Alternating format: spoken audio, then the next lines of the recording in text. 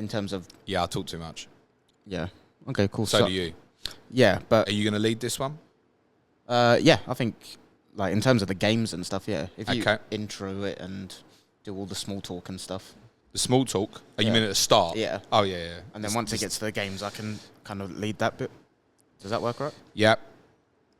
Yep, that works for me. Ready when you're ready, I suppose. Yeah, I'm good. 3, 2, 1, let's go. It's in no way off-putting whatsoever, mate, honestly. Hello, everybody. My name's James. Welcome to Planet FPL, where everything revolves around Fantasy Premier League. I nearly forgot Suj's opening stick there. Ah, you nailed it. Suj's not around today, so I'm joined by Mr. Clayton Fernandez. How are you, Clates? Good, mate. Good. All good. Of course you're How are you? good. You're 28k overall. I'm What's 28k. going on? Arsenal are doing well. It's yeah, life's good at the Oh, minute. God, I've just realised what's going to make this worse. Yeah. Yeah, no, don't worry. I won't be unbearable. But No, you lot just generally are full stop, mate. So we can't help it. Yeah, I don't know what's going on FPL wise. tell us about your week. You're smashing it at the moment. Yeah, mate. I wish I actually checked my kind of history the last 6-7 weeks, because I feel like it wasn't too long ago. If you go to Game Week history. No, but I'm on the app. Oh, can you not do that on the No, app? you can't actually do that on the app. Really? Yeah, it's a bit silly, really. Okay. Have you ever heard of this website? It's called Yeah. fantasy.premierleague.com. Yeah, but I'm gonna have to log in live on the thing, and I'm not very good at multitasking, so that's why I've avoided doing that. Do you rather I'll say that as well? It's a good thing I don't have another half. Yeah, no, I don't know what's happened. I feel like before Christmas I was around 300, 400k, and I had a couple of green arrows snuck up to like just out of 100k, and I've just been on a roll. It's I couldn't tell you what I've been doing. I think I was like early on Richarlison. I had him for the period where he was really firing. Triple Arsenal defence has been a bit of a meme for me, but in a couple of games it's come in really well with like Gabriel's hauls here and there. Saliba obviously has chipped in. A couple of transfers, like I bought in Gross and he's just returned for the last 2-3 weeks. Something this week I did was I actually took a -4 to move off Arsenal triple defence so I could have Saka, and obviously that's coming good. And that was more like, I think the benefit of being an Arsenal fan is obviously I watched my team a lot closer than I think the average FPL player would, and I could just see, I think I said on our differential show on Friday, looking at the upcoming fixtures, I did not want to be without an Arsenal attacker, because I could see tactical tweaks, which we'll talk about later. So long story short, I've been lucky, but I'm riding the wave. No, good. Enjoy Yeah. it, mate. You're smashing it. You said to me this morning, you said, what should I be aiming for? I said first. No, I can't do that. I was saying to James, I've never finished inside the top 10k. My highest finish was 21k in like 16, 17. Finished 33k last year, so I feel like, yeah, if I can get near the top 10k, I'll be. To be honest, if I finished here, I'd be delighted. If I finished inside 50k, I'd be delighted. That's an amazing rank now, mate. Yeah. Honestly, I Nosebleed, say mate. it all the time. Like, if you're in the top 100k at the end of a season now, that is a brilliant, brilliant finish now. A genuine bit of. I still think you'll finish top 500k, personally. Thanks. You have a lot of faith. I'd in lock me. it in. One thing that I do find interesting, though, I don't think it's a coincidence that the last season and this season I've really detracted from how much I put into my planning. So I used to like have Ben Crellin's spreadsheet, and I used to plan out meticulously. What, not even mine? Yours wasn't like. Shout out, Ben. King.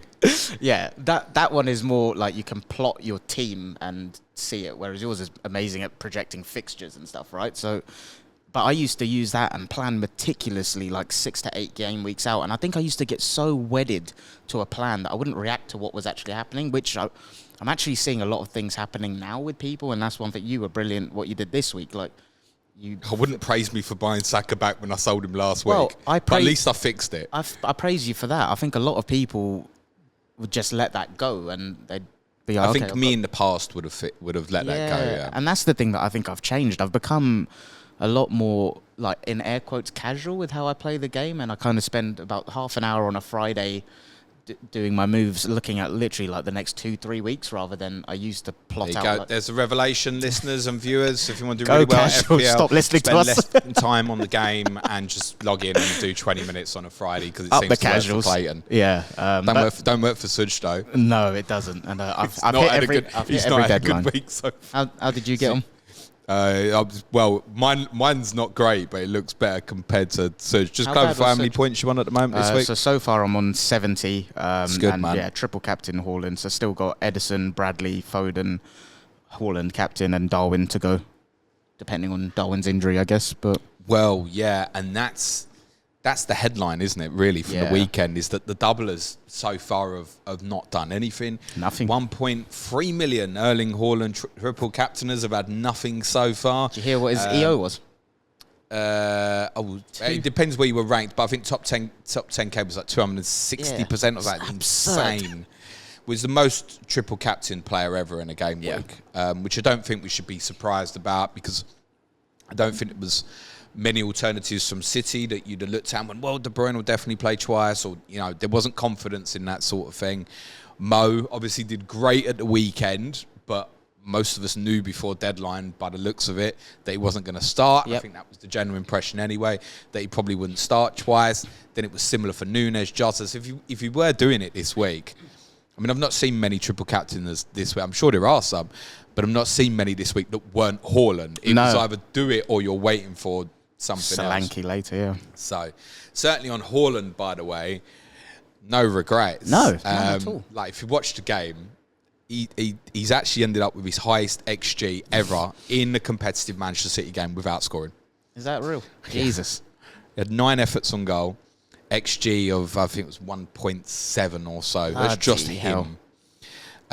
Just he didn't have his shooting boots on on the day. It's the way it goes. Variance. So, yeah, I mean, if you give me that data before the game, I'd have been saying, have you got a quadruple chip or something like that? Exactly. Like there's no doubt about it. And there's a game to go, and we saw how many chances City had against Brentford 2 weeks ago. Yep. So there could still be obviously some good returns there. But also, it's been so heavy in terms of that EO that even if he does blank, it's the same for the majority. It would just be the case that those who haven't done it have obviously won, essentially. So 55 points for me at the moment. Okay.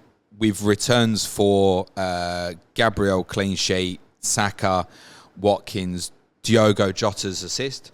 I'm taking Jota's 4 point for this double game week as a big improvement on the 3 points I got for Sadio Mane, triple captaincy a few years ago. And it was that as well that actually, remembering that had a big influence on bringing Bukayo Saka back for me. Okay. So what I'd realised was after we did the Planning Towards 29 pod on Thursday, and I sat down and thought about what I really wanted to do and kind of the confirmation that Trent wasn't going to be available. It's like suddenly I've got that money available, and I kept looking at it. It's like, well, let's get De Bruyne in, but obviously already had free City in place. It's going to be a -8 to move Alvarez and put De Bruyne in. Can't really justify that because I need De Bruyne to outscore Alvarez by like 9 or more for it to just be worthwhile. That don't make sense. What am I going to do with this money? Oh, I'm going to save it for buy Kudos in 26 that I kept talking about. It's like, what would you actually say, James, to someone else if someone else asked and be like, just get Saka back? Yeah. And it reminded me of the failed Sadio Mane triple captaincy. And when that went wrong, obviously it wasn't a mistake. We'll never know if Sadio Mane could have outscored Mo Salah in that double game week. He went off injured, 20 minutes in, obviously finished the double with 1 point. I think Salah finished the week on 14 or 15 or something. I can't remember. But so it was a massive swing. The error wasn't obviously going, you can't foresee that sort of circumstance, right? It's the same. If you've gone Jota and he sounds like Jota's going to be out for a couple of months, or you've gone Núñez and he's out for midweek, like you can't foresee these sort of things happening. It's unlucky. The mistake wasn't triple captain Sadio Mane. It was then knowing that Sadio Mane wouldn't be available for Saturday and still going, I'm going to take Salah on again. Yeah. And then Salah scored twice against Southampton at the weekend. Good so memory. then it was like another 32 points down against the 40-odd points I was already down against the triple captains. And suddenly, over a 2-week period, I was down 60, 70 points against those who triple captained and then captained Salah. So was that quite a big factor in you going back to Saka then, in terms of that learning I think so. Even though it was years ago, it was like, okay, with that, I never fixed the problem. It was like, well, this is my pathway, and I'd still rather have Mane going forward. At that point as well, I would have had almost definitely, I think, sort of like Trent and Robertson. Yeah. That's the way I was playing it at that time. But what I should have done was just forced money at that point to get Mane in for Salah. And then, do you know what? One extra week after he scored twice against Southampton, I was like, I can't take this anymore. Really? And they played Norwich the week after. And I reversed the transfer, then forcing Salah back. Mane to Salah, which then, of course, was the right thing to do. Liverpool won 1-0. And did he return? And Mane came on as a sub and got the only goal. But that's decision correct, isn't it? Because I knew that he wasn't going to start. Process versus outcome, right? That's almost a good example of understanding the difference between, exactly that. The process in terms of the decision making, original decision, okay. Final decision, okay. The decision in the middle should have been a deal with it. Yeah. And that's where the Saka bit is. It falls into that. I should have got Salah for the captaincy against Southampton, and I let it go and thought it was almost like a double down. Yeah. I'll fight against them again. Yeah, exactly. Nah, bad move. Good for you. So this time I'd fixed it. And because what I kept thinking was, reflecting even on the prep for Game Week 29 pod was, well, if Chelsea did lose to Leeds, what am I doing in 29? Yeah. I'm definitely getting him. So it's almost like trying to psychologically convince myself, well, I've been right. You know, it's a longer term process. Well, it's not, is it? Especially with it's not. Yeah, getting back. Like, if I'd not owned him before and I'd landed on that point, getting back. The only way for me that I'd probably wouldn't have got him then back was, if I'd not had Free City in place, I probably would have forced De Bruyne in. It's fair enough. And if I'd not already had Jota, I would have gone Jota over Saka in terms of a new buy. But otherwise, looking at my options around, it was like, the best solution here is Saka. Suck it up. Yeah, and this is the thing. I think a lot of people on the strategy of kind of using free transfers to plan till 29. You do hear about these conversations a lot in terms of, do we just ignore good players because of people that are playing in a blank? And that's why, for me, I'm going to sell Saka by the time it comes to 29, but I don't want to get rid of him with some of the fixtures that Arsenal have between then. So I think it's just about when you move off good players from good teams, right? And it's actually to the extent now that you could argue that he is... we'd analysed him a few weeks ago after the blank against Palace, and a lot of people sold then, and understandable, actually, I think. Despite the underlying numbers looking quite good, we was probably at a point in that stage again, I don't know if I'm ever going to be kind of comfortable enough captaining him again. Now you look at the next two. Obviously, Hojlund at Bournemouth is perfectly reasonable if he comes through tomorrow night unscathed, but Saka against a Newcastle team that are giving up chances and goals at the moment is perfectly reasonable this weekend. And perhaps the bigger one, the week after, when Haaland plays United and you go to Sheffield United, 28's probably not because of Solanke's double. Yep. But what if Solanke got injured between now and then, and Haaland goes to Liverpool and Saka's got Brentford at home? Are you going to be brave enough to look at an alternative Bournemouth player, or are we all going to captain like Alfie Doughty because the chance creation's still good, but there's no points there and stuff like that? So, when I factored in, ironically, then future thinking again about Saka, I was like, he's got to go back in. As discussed on the pod on last Thursday, Chelsea was the only ones you were kind of comfortable selling this week. So, Cole Palmer was great in that game on Saturday as well. I'll talk about his role in a little bit when we talk about the game. Sure. But he was the easy one for me to cut. I didn't have huge value made up in him. I also went for Dalot, as I'd kind of said that I would, as I confirmed on Friday's streams, in place of Trent. And that's what opened up the money. And, of course, ironically, had Trent not got injured again, I wouldn't have been back on Saka. Yeah. It was Trent getting injured that then opened Domino it back effect. Up. Otherwise, I certainly wouldn't have had Saka back in. So, pleased that I got that. I reversed it. Obviously not pleased that I sold the fucker in the first place. How does this affect your upcoming planning towards 29 then, now that you've got him back in? So, not massively. And the big thing is, obviously, if I go through this week unscathed now, it's almost definitely a roll. There's only one transfer for me to think about this week. So, I've got 11 in place for this week. So, that would be treble Villa of Torres, Bailey, Watkins at home to Forest. Treble City of Foden, Alvarez, Haaland at Bournemouth. Double Arsenal of Gabriel and Saka at home to Newcastle. Areola and Bowen, but it's not getting moved, at home to Brentford. And Dalot at home to Fulham is perfectly reasonable. So I mean, it doesn't even look a million miles away from what a free hit team might have looked like this week, actually. The transfer that's real for debate is just go Solanke early for Alvarez.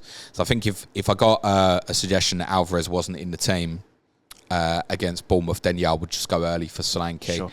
I think in the case that a Foden was a sub or something, it's not getting moved. If Haaland he's not getting moved, I might still look at something like Jota to Kudos. Okay. Or an alternative. I know Jota's going to be out.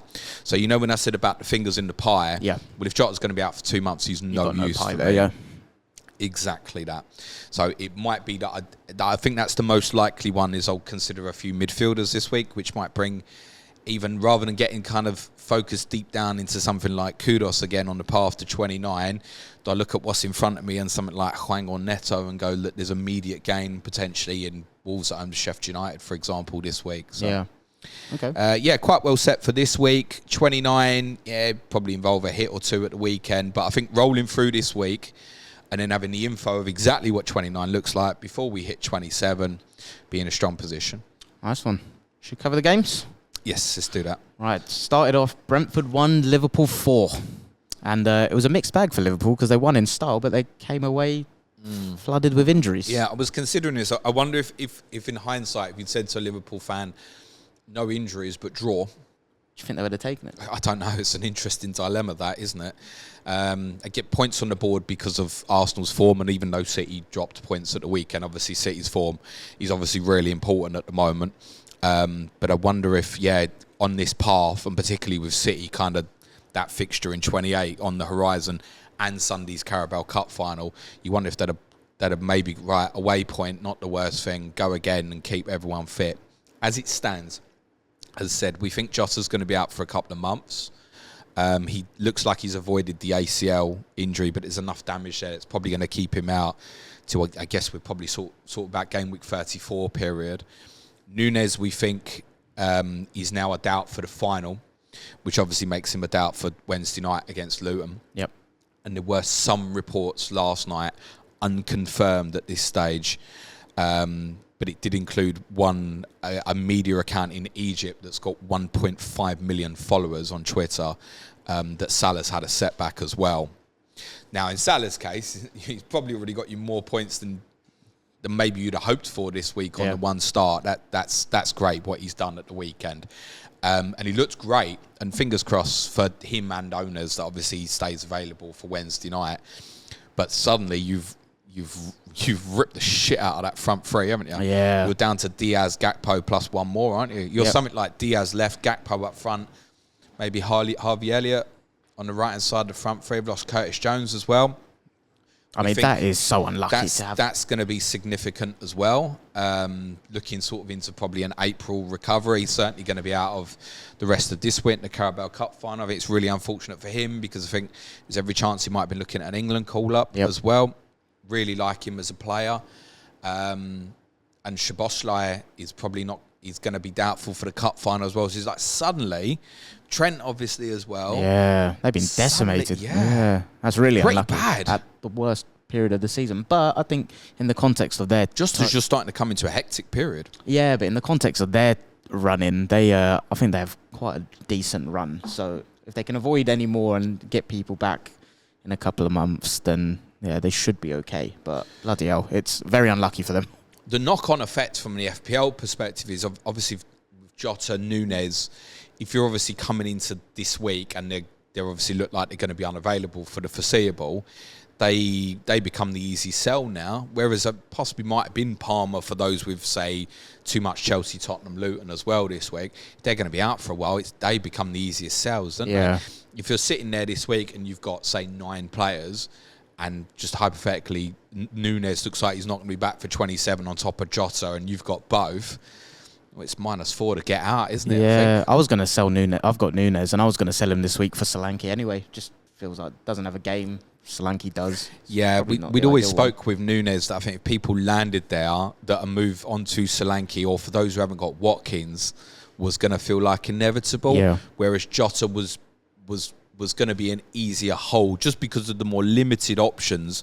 It's almost much easier and refined to make those decisions in the forward players at the moment. It's now Hojlund, Solanke, Watkins, Tony, isn't it, basically? Yeah. You can make a case for Hojlund is obviously on an incredible run at the moment. And that might come into play for a few, but I still don't quite know how you'd buy that over Watkins if you didn't own this week. Yeah. And even if you go Hojlund, you might look at it and go, well, it's 26 and then it's Manchester City away. So is it just 1 week and then Solanke? I think when you break that down, you might just end up going Solanke instead, for example. Yeah. Whereas in the midfield, there's obviously a wider array of choices that you can make. For Brentford, Ethan Pinnock owners, another one. I mean, Adebayo pulling out in the warm-up yesterday. It's been an absolute nightmare, really, for the double game week options. And can I just say one thing on that as well? I know it's irrelevant to the specific discussion on the game, but it's been a bad week for the double game week assets. 2 points. One, it's not finished yet, although for some like Jota it obviously is. So it's not over yet. But two, one shit double game week don't mean the next one's going to be shit. No. All right? Almost makes me feel more likely that next time it will be the double game week players that will go off. But those who've held those who've had the best week are those sitting there with like Watkins, Solanke, Saka, Arsenal defensive, etc., rather than the double game week players so far. Ethan Pinnock, there was a rumour went round that there was a problem with someone in the Brentford squad on the Friday night. And I know Tom Med had picked up that he'd heard that it might have been Pinnock, but it was only a rumour. There was no confirmation on it. And sure enough, it was Pinnock who missed out.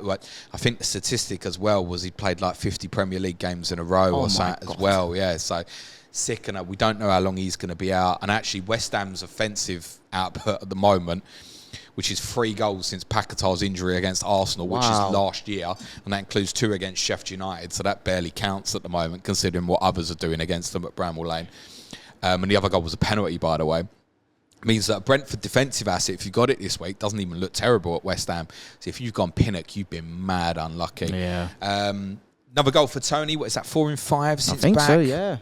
Brilliant. And I was sat here a couple of weeks ago saying I don't want to go near him because of the fixtures, but he's plodding along. But although the defensive assets might look good for West Ham away, they didn't look great against Liverpool at the weekend. Several errors. I mean, the 2 of the goals are just failure to cut out passes. The 4th goal is comical. There's 2 of them failed to cut out a pass that obviously leads to, was it Gakpo's goal was the 4th? I think so, yeah. Salah takes the 3rd brilliantly after a communication error between Collins and me, hesitation. It's unusual that for Ben Mee, he's a good experienced player. Collins didn't deal with the situation well, but me left him kind of hung out to dry 1v1 versus Salah as well. And the first goal was, they do overcommit on set pieces, Brentford, because they want to box you in. You might remember me saying at one point it was a corner against Tottenham where they'd actually built up originally and every outfield player was in our 6-yard box. Oh, wow, okay. And 3 or 4 came to the edge of the area just as it was about to be taken. But they don't leave like one right back. Sure. They really squeeze the play. So if you break quick over the top, what a header that is by Jota, by the way. Yeah, brilliant. I've watched it back a few times. He doesn't even look. Do you think he just got a shout? Maybe. Yeah, maybe. I was looking but at the that awareness is brilliant. Yeah. And Nunez's finish is extraordinary. But it also sums something up about Nunez. It's very rare I'd agree with something Michael Owen says. Okay, what was it? But it did on this. Well, you're going through 1-on-1 and he's pulled out the most outrageous finish. Yeah. And it's brilliant. But it's also the hardest way to I was score. going to say, the probability of that being the goal. It's so easy to chip that over the bar and stuff, or not high enough and into the keeper. I was thinking that as well. He's got it perfect. I don't want to criticise him because it's an amazing finish, but he's got all that time to think about it. To place it on the side. And this time he's got it right. But even with his speed, just knock it round the goalkeeper. Yeah. And I know Fernandes and Garnacho had chances similar yesterday and went round the goalkeeper and didn't score. Yeah. But you're pro Rashford as well. I think 3 of them, wasn't it? All 3 of them. I only remember 2 of them, to be honest. I'm thinking of the Lokonga block. Was that on Rashford? I was on Fernandes, I think. That was Bruno, yeah. He was very good yesterday. We'll talk about Lewis later, obviously. But he's picked the hardest finish, and it does sum him up. Yeah. That you can be absolutely brilliant, But what you picking that finish for, mate? Yeah. It's weird to be critical when he's done it so well. So Liverpool now needs a big watch and wait because of obviously all them injuries. But it's a very impressive result, helped by some really bad defensive mistakes from Brentford assets. And to be honest, if they defend like that at City tomorrow night, I'm glad I've got triple captain on. The only way Hojlund will blank tomorrow night under that circumstance if he don't play, I think. Yeah, I agree. Yeah, cool. Moving it on. Burnley 0, Arsenal 5. I think I should Go on, leave this one to you, Clayton. But 6-0 and 5-0 away in consecutive fixtures is some achievement. Yeah, and I think obviously there's the element of you need to be aware who you're playing, but then I think what I said in one of the pods we did on Patreon last week was the Arsenal look in these games like they're not even getting out of gear 2 or 3, which is the most impressive. And even West Ham, that first half, I didn't think it was going to be a 4-0 game, and then it was bang, just ruthless, like period of time. And even in this game, I know Arsenal went 1-0 up very early, 4th minute Odegaard. And helps, doesn't it? Pardon? Helps. It does help massively, and Arteta's spoken about this a lot this season, about game state and how Arsenal are typically facing a lot of low blocks, but I think it's because Arsenal haven't been scoring early enough. But in this game, ironically, once Arsenal went 1-0 up, I didn't actually think we played amazingly. I thought we controlled the ball, but I know there were a few chances, but I didn't think it was going to go and be a 5-0. And then Saka obviously got his penalty before half-time, and then it was cruising. But compare this to the Palace game, because that we said afterwards, and obviously there's that's over the last sort of 5 games as well, yeah, which obviously also features beating Liverpool and Forest away, yeah. And even after Forest, it's quick how quickly the narrative changed. After Forest, you and I had a discussion on Patreon about the deep real block. concern about Arsenal playing against these sort of opponents. And we have to remember the Palace game was Martinelli 2 goals late on. Yeah, there was in a added set time, piece and in it there. never felt like you obviously well deserved to beat Palace, but it never felt like a 5-0 game. No, I agree. Did this one? Yeah, as it went on, like I said, I think it was once we got the second, I was thinking, okay, this could be 3 or 4 now. And I think the thing I want to speak about, like tactically, there's been some cute changes the last couple of games, because you're right, after Forest away, I spoke about concerns about Arsenal unlocking deep blocks, and what I've seen in West Ham and Burnley is, I think partly driven by Zinchenko's absence, Arsenal have kind of flipped the dynamics of who inverts. So Kiwior has been playing and kind of holding the width as more of a natural, traditional fullback.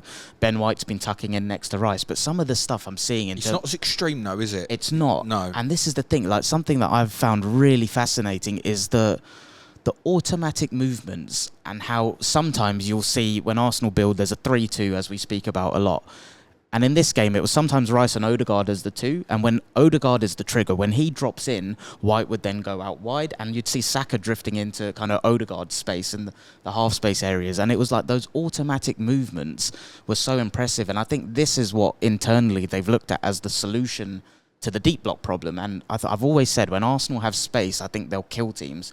And I think by doing this inversion and kind of the fluidity in the middle and the final third, I think that's what's causing confusion amongst teams and creating more space for Arsenal to play. And then there were periods where Odegaard would go into his traditional area in the right half space, Saka would keep the width, and White would tuck in next to Rice. So I think there's some really, really clever stuff going on. Trossard and Havertz are interchanging in areas that they occupy really nicely. Havertz was getting into really clever areas.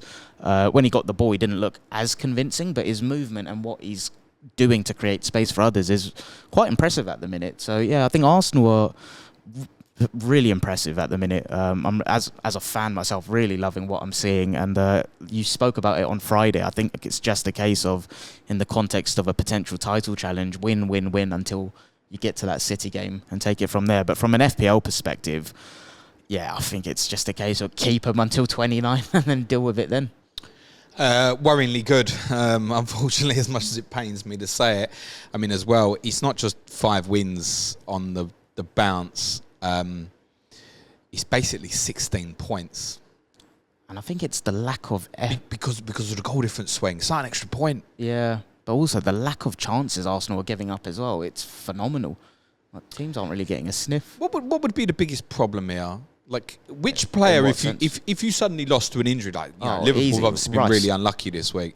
Rice, not like, say, Saliba. No, I think... Or Odegaard. I think because as a structure, Arsenal... I think last season Saliba was one of the key components, and not that he's not this season. I just think Rice is that real cog in the middle that knits it all together, and the way Arsenal are winning the ball back structurally as a team, they're suffocating teams. It's frightening, and I think he's a big part of that. You see a lot of teams, they'll try to break out. He's proactive, front-footed, wins it back aggressively, and I think he and Odegaard off the ball set the tone for the team. So I think he would be the injury that, if you ask, would be like the most problematic. But I think Arsenal in general have coped quite well with injuries this season. I think in different periods they've been without like Jesus, Tomiyasu, Partey, Timber, who would have probably been first teamers. So yeah, I think it's a case of you add in the likes of Jesus coming back, Zinchenko, Tomiyasu, Partey, Timber to the mix in a month, and suddenly it looks like, yeah, things are coming together nicely. I'm going to ask you a question. I don't want you to think about it. I literally want you to answer the question as quickly as you can. Yep. Correct score against Newcastle? 2-0. 2 Arsenal. 2, obviously. Did you say 2-0 or 2-1? 2-0. 2-0. Yep. Okay. The reason I asked Clayton that question and asked you to answer it really quickly is because I know you're normally quite conservative, and I wondered if I might catch you out and you might go 4-0 or something like that. The reason I'm conservative is Arsenal have Porto away midweek, and as well as Arsenal playing, I think that'll be tough. It's a tight-ish turnaround. So but then after Newcastle, you don't play for 9 days. Yeah.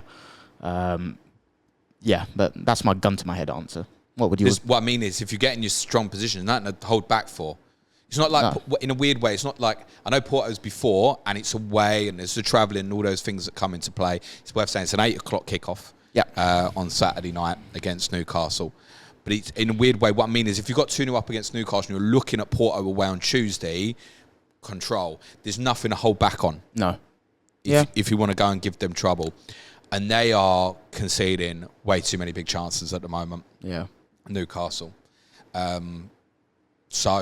Would you consider Saka captaincy over Haaland this week? I'd still go Haaland. Would I consider it? Yeah, but it'd probably just be my vice.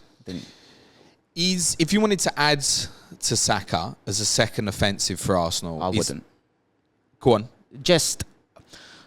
I don't know if this is a fan and subjectivity bias thing. Odegaard's consistent, but I don't like him as an asset. Martinelli is effective. It feels like it's coming for Odegaard, though. It is, but I think it's more... I've got this real obsession with the defence right now, with seeing how little they're giving up. And I know I became a meme for the triple defence, but I think most people can see statistically what they're doing is so impressive. So I think I'd always prefer the kind of 2 Arsenal defence and Saka. But when you win like this, and I know obviously Gabriel and Saliba hauled, if you will, at West Ham, but it was goals for each with no bonus. Yeah. And obviously if they're not involved, it's just going to be flat 6-pointers, whereas your likes of Odegaard have put in serious returns up. Like I say, it's definitely a bias thing with me where, I don't know, there's...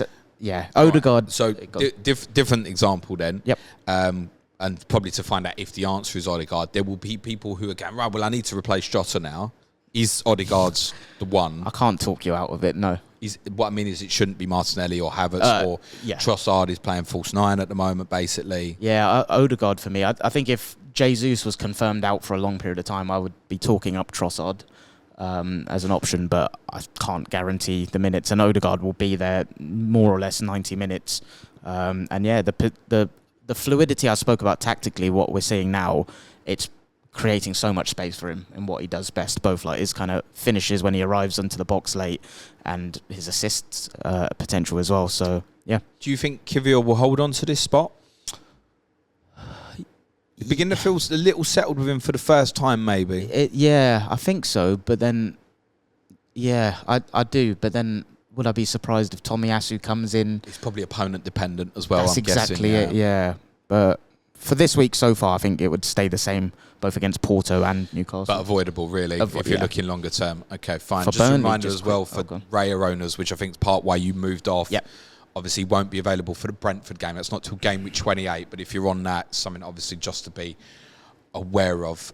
Just quickly on Burnley before we move on. I was going to say, it's concerning for them. Like, proper bad or really bad? Yeah, I think it's always these catch-22 things. Like, did Arsenal play well or were Burnley bad? And I think the reality is it was somewhere in the middle of both. But really concerning for them.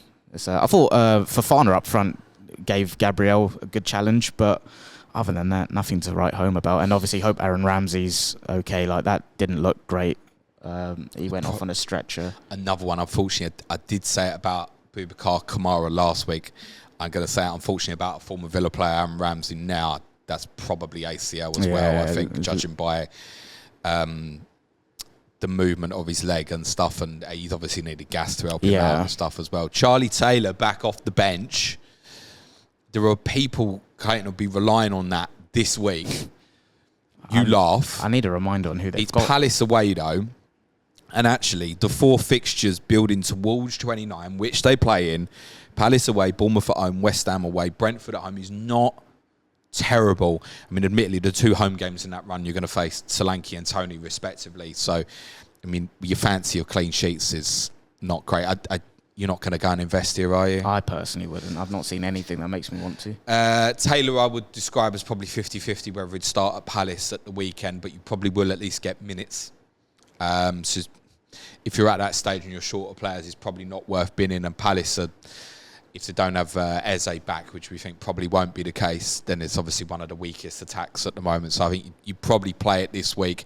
And you probably are holding through as a body if you're moving towards game week 29. But I think you've seen again at the weekend, don't expect anything. They're gone, aren't they? Yeah, I think so. Moving it on.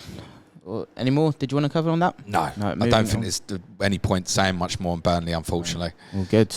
Next one, Fulham 1, Aston Villa 2. And I think we both predicted a Fulham win in this, didn't we? No, you did. I definitely did. I don't know why I thought you did. I give Fulham a draw. I mean, it was kind of a combination of a couple of things. Obviously, Villa had a bad week on the injury front from their own perspective with Kamara, and then obviously Carlos lost as well.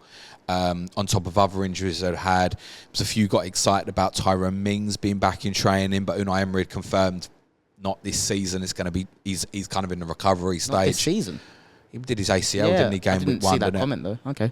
No, so I think people got hopes up because he'd rejoined aspects of training, but yeah, in terms of return to training and return to playing time off an ACL, 2 very, very different things. I think we've kind of seen that with Timber. People saying Timber back in training in December. Like, yeah, you've still got quite a way to go from that perspective. So Villa have obviously come into injury problems, plus factor in Fulham's home record, have been averaging 1.83 points per game in home games prior to this, although admittedly with a lot of tough home games still to come, which obviously included Villa. And they've actually ended up winning this quite routinely, other than they give Rodrigo Muniz, who's on a good little patch at the moment, a really daft goal. I've not actually seen his goal, to be fair. He nips in across the near post. There's a bit of a problem with communication between Martinez and I think it was Longley.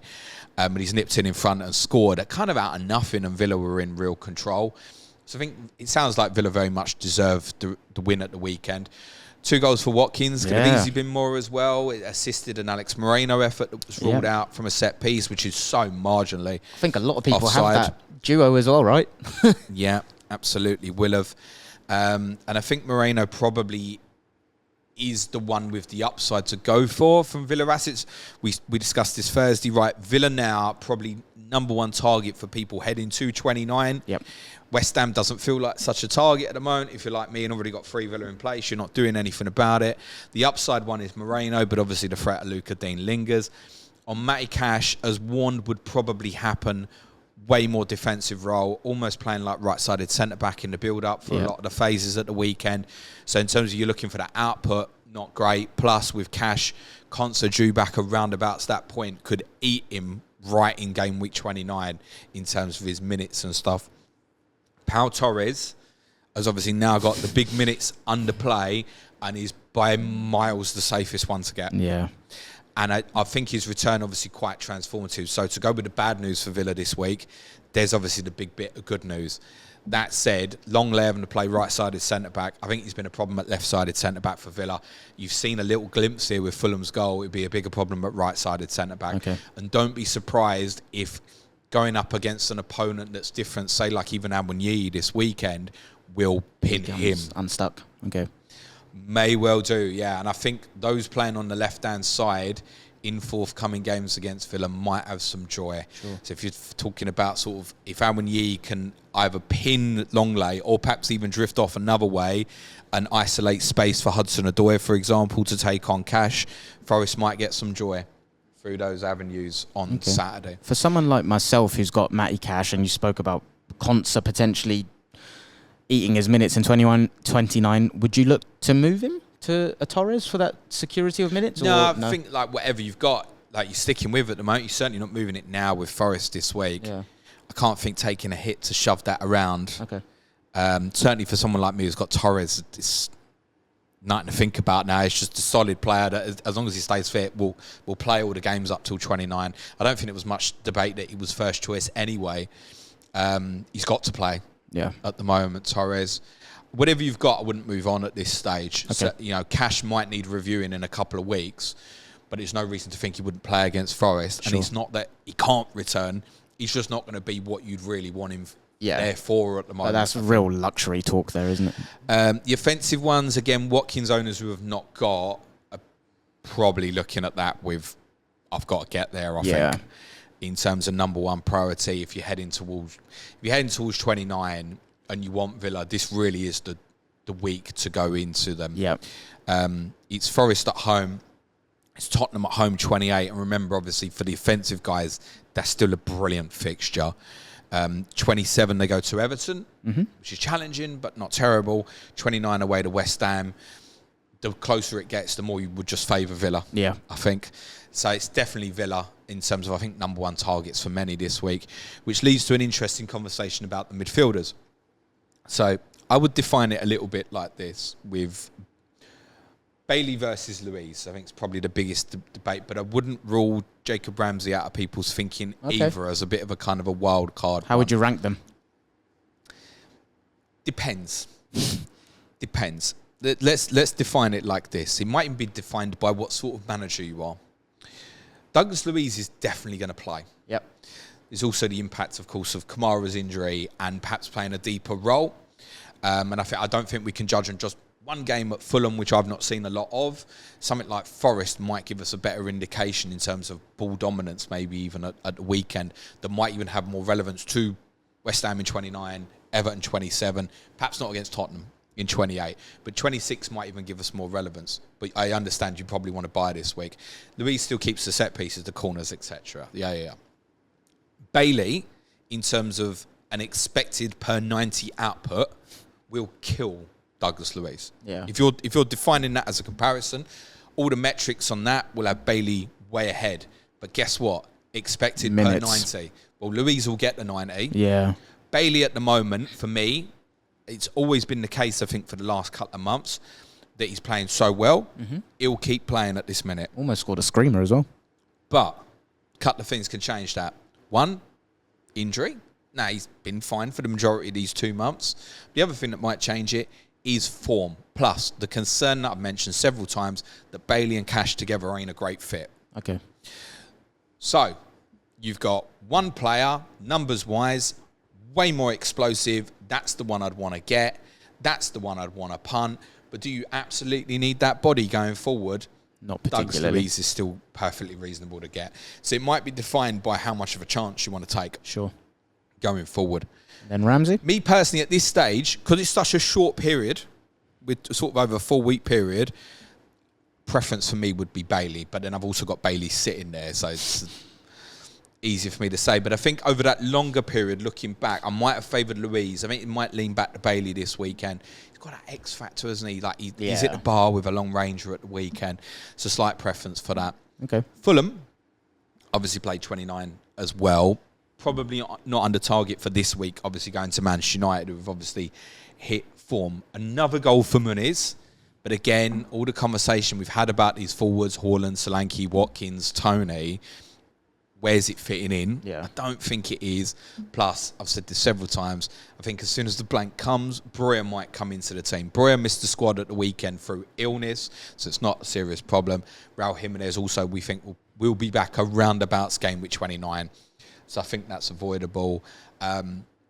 Alex Iwobi supposedly impressed quite well when he came on at the weekend. I think we'll probably eat into someone's minutes elsewhere, whether that's a Willian, Harry Wilson, or even one of the central spots is difficult to define at this moment. So don't think you go in there.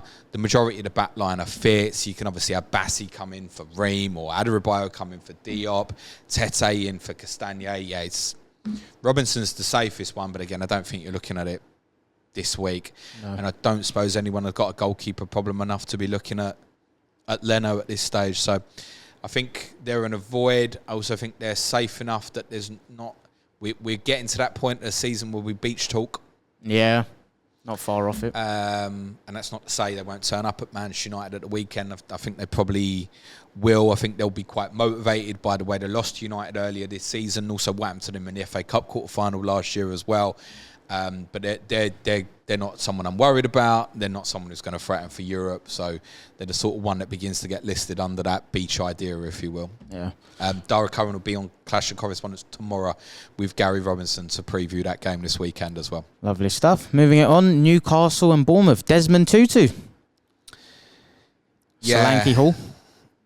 Well, I was going to say fortuitous, but actually that would be absolutely incorrect because he absolutely could have scored in the first half. But the first goal was obviously fortuitous in the manner of the way it happens with Dubravka. That's unlucky, I think, for him.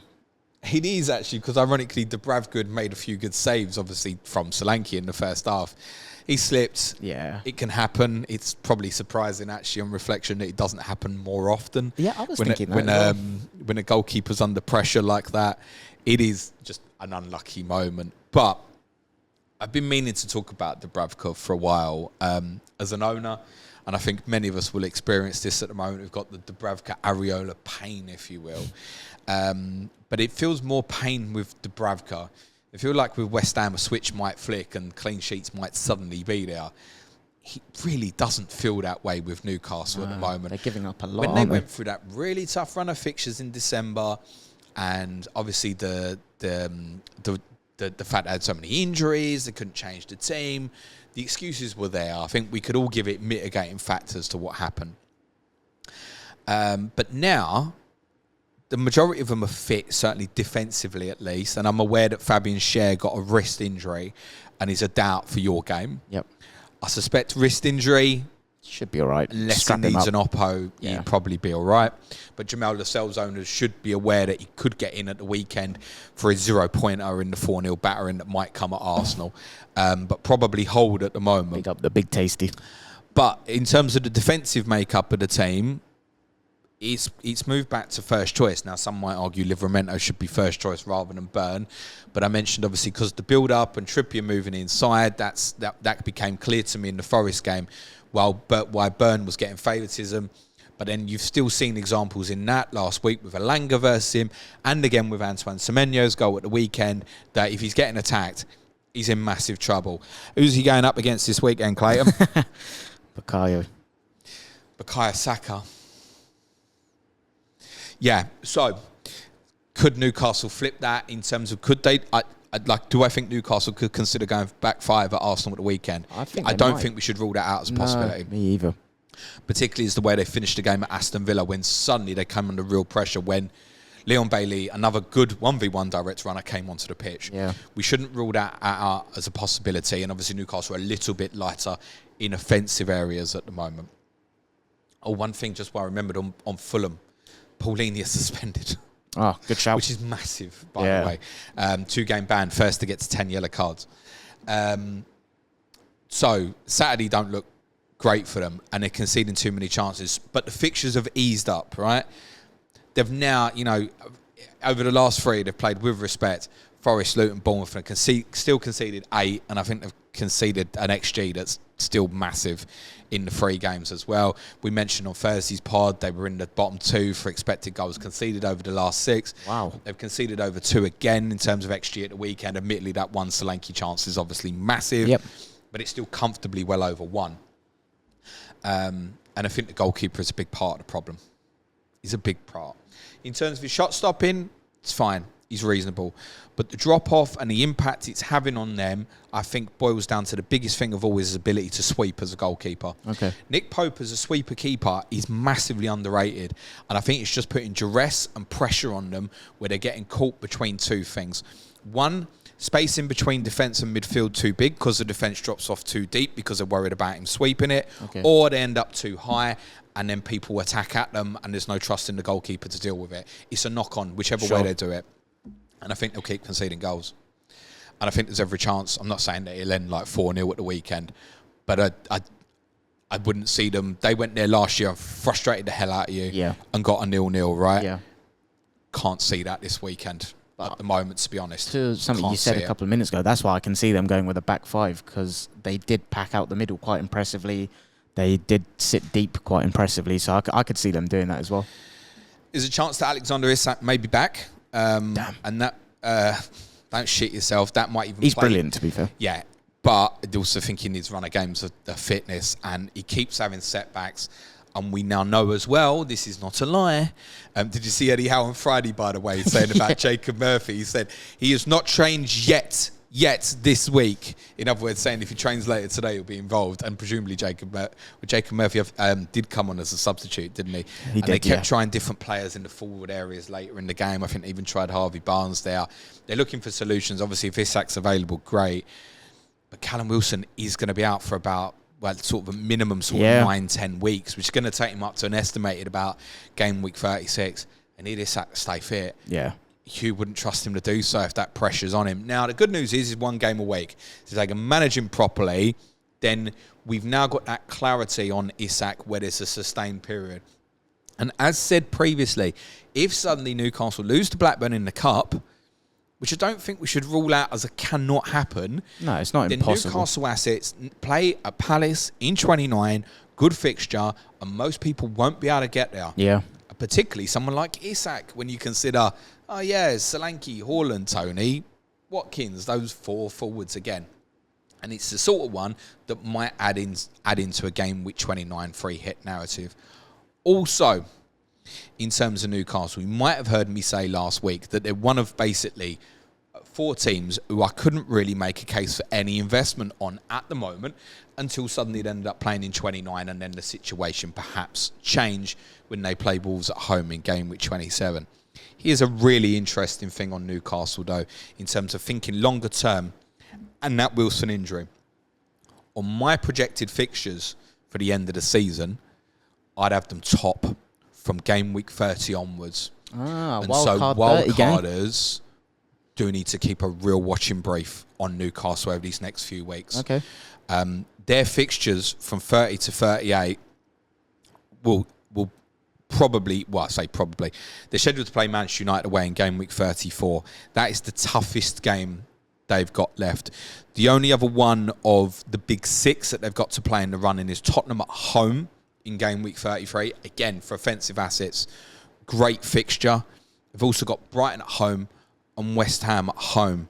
Their away games are pretty good as well. So Newcastle got a really strong potential run in. And from that perspective, with Villa's injuries and Tottenham not kind of putting a run of form together, and although Manchester United are on a good run, still not convincing many, I wouldn't still rule them wouldn't out. rule them out, you Okay. know. Interesting. Particularly if it went to 5th. I think 4th to overhaul Villa and Tottenham and United might be too much. But if it's 5th... They're currently 10 points behind Tottenham in 5th. If Newcastle were still 10 points only behind Tottenham going into that running, I'd be quite fearful, actually. Okay. Because Newcastle's running is extremely good and Tottenham's is bad. Yeah.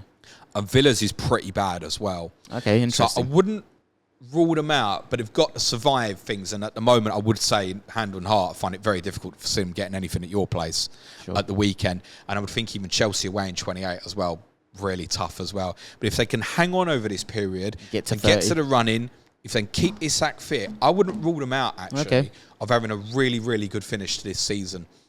Still in the Cup as well, which might have a little bit of a bearing on that. On Bournemouth, is obviously big eyes on in terms of game week 28. For those who didn't hear what Clayton said on Thursday, he said Solanke's going to be on radar. No shit, Sherlock. He's on everybody's when do I buy list, basically. I don't know how people won't buy him for game week 28. I don't know how. It's literally just, do you do it now for like someone like me with an Alvarez, it might be cut now. 27, I think, almost feels like the ideal time to buy a week in advance, value perspective, Burnley away. This is where I wish we had like 2 triple captain chips, because I don't regret doing Haaland, but I really like It's 28. not even that. I mean, it's not even the double is Sheffield United at home and Luton at home. The only way that could be better is if it's Sheffield United at home and Burnley at home. And he's got Burnley the week before. Yeah. Imagine if we bought into 27 suddenly and he's got a fixture in 29 as well. Yeah, I know. I mean, even without the fixture in 29, I don't know how people aren't going to go there. But the rest is tough. Because if you said to me last week, punt one, James, I would have said to you, do you know what? I got a strong eye on Alex Scott. And that's now a couple of games that he's not played. And the thing also to factor with Bournemouth going into game week 28 is, sure, they might blank in 29 from an FPL perspective, but they might also have an FA Cup quarter-final on the Saturday afterwards. Yeah. And that could lead to a bit of rotation. Now, even from Solanke's perspective, it wouldn't put me off because I'd think, well, I've still got to do it anyway. But like the Taverniers that people are talking about. But these other ones, yeah. Yeah, Not keen? I don't know which one you could think at the moment would play twice. Sure. Tavernier's injury prone as well, so he's more liable to get protection. You've got Semenyo's done well at the weekend. Scott's not started. You've got Kluivert's an option. Sinistera's had moments of good form, out the team again. Like, it's not easy to pick up which one of them midfielders. And even something a bit deeper like Ryan Christie that you're probably not looking at, Tyler Adams might even be back around about the time that double comes around, and that might even eat into his minutes. The fullbacks ain't clear in the sense that I would say Kelly's first choice. Smith and Aarons isn't clear once Aarons back fit. With the fixtures that they are, there's nothing to say that Kirkes doesn't get a run out and he's more offensive fullback than Lloyd Kelly anyway. The goalkeeper's safe, no doubt, Neto. And Senesi and Zabani in terms of being first choice are safe as well from that perspective. Senesi might be beginning to walk a yellow card tightrope, I think, as well, is worth keeping an eye on, but will probably be okay for game week 28. But if you want to hold longer, i.e. perhaps particularly if you're free hitting in 29, then Senesi might be a dodgier one to get because, as well, Bournemouth's fixtures from game week 30 until game week 33 are superb as well. Okay. If you want to run through. For free hitters, you're going to want to treble up, and that midfield decision is going to be really tough at the moment. Nicely covered. Let's keep it moving. Sorry, Sudge, but it was Forest 2, West Ham 0. But to be honest, I don't think you'll be surprised. No, I don't think you'll be surprised. Yeah, it's not looking good. And here I was on Friday saying I think they'll be fine. I was keeping an eye on their assets, planning my free transfers until 29. Phillips isn't really pulling up any trees. What's going on there? Well, he pulled out a couple of yellow cards at the weekend, so if you're calling them trees, I mean, it's been let's be kind. It's not been a good start to his West Ham career. No.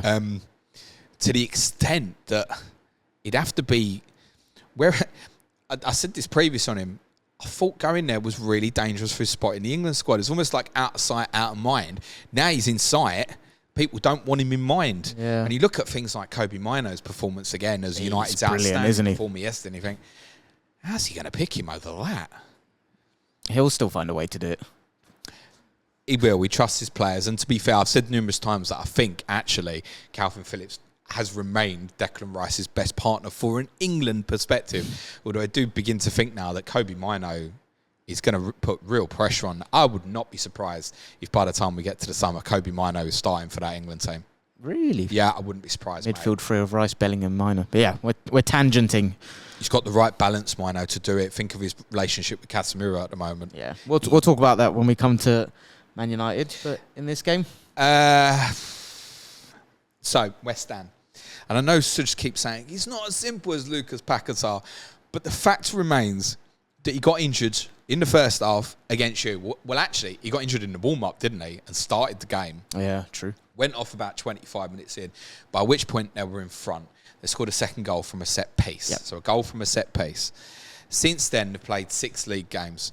And actually, you can throw in 2 cup games with Bristol City to make this worse as well. You throw in the 2 games with Bristol City, you're only adding 1 goal. Yeah. So over those 8 games, West Ham haven't won since Paquetá got injured. And over that period of the 3 league games and the Bristol City game have scored 4 goals. It's bad, isn't it? 2 of them came against Sheffield United, as you said earlier as well. 2 of them come against Sheffield United and the other's a penalty against Bournemouth. Wow. That's bad.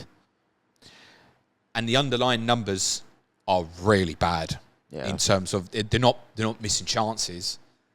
They're really bad. So just not creating the chance either. That's what I'd said earlier. But do you think it is as simple as Paquetá? That's it. Well, there's a huge creativity problem. Yeah. Massive. But then they've completely imbalanced the squad. Me and Suj discussed this when the transfer window ended. Fine, cut your Ben Rama's 4 nows. You can't tell me they wouldn't be in a better position having these players available at the moment. Yeah. They've imbalanced the squad without replacing them. Yeah, I agree.